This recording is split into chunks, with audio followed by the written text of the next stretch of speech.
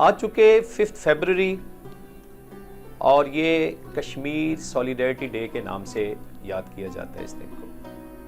کیا ہوا ہے 5 فیبرری یا یہ کیوں ڈے سیلیبریٹ کیا جاتا ہے؟ میں اپنے نوجوانوں کے لیے ایک لمحہ فکریہ دینے جا رہا ہوں. دیکھیں 1947 میں جب یہ مارکا ہوا، پاکستان الگ ہوا، انڈیا سے ہم آزادی حاصل کی، یہ خاص خطہ، اس کے اوپر بہت سارے مسائل اور اس وقت سے لے کر آج تک یہ ظلم کی اس چکی میں پس رہے ہیں. ایک میں رپورٹ پڑھ رہا تھا کہ 25 افراد کے اوپر ایک فوجی تعینات ہوا، 25 لوگوں کے اوپر ایک فوجی جوان ہے. نہ یہ اپنی مرضی سے سانس لے سکتے ہیں، نہ یہ اپنی مرضی سے زندہ رہ سکتے ہیں.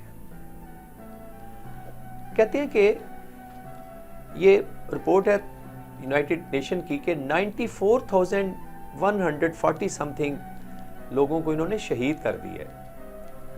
اور میں یہ تھوڑی سی رپورٹ آپ کو اس لیے بتانا چاہ رہا ہوں تاکہ آپ کو ذرا پتہ چلے.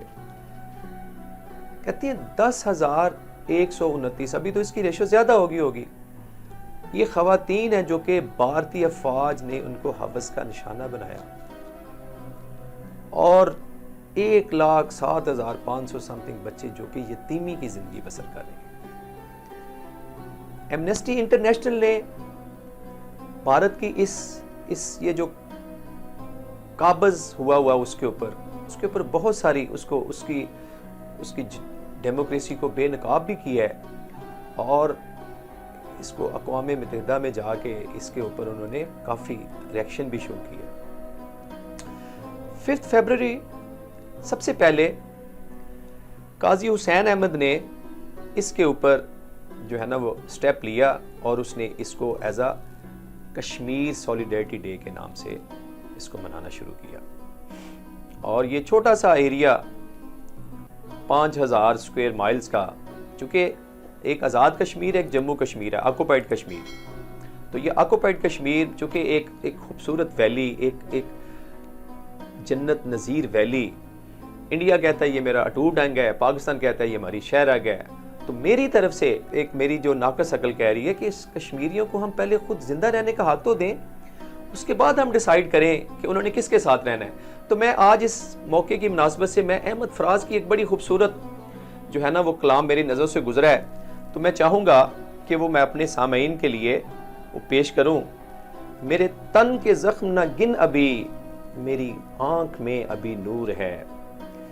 میرے بازوؤں پہ نگاہ کر، جو غرور تھا وہ غرور ہے.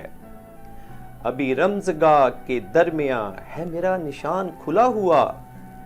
ابھی تازہ دم ہے میرا فرس نئے مارکوں پہ تلا ہوا.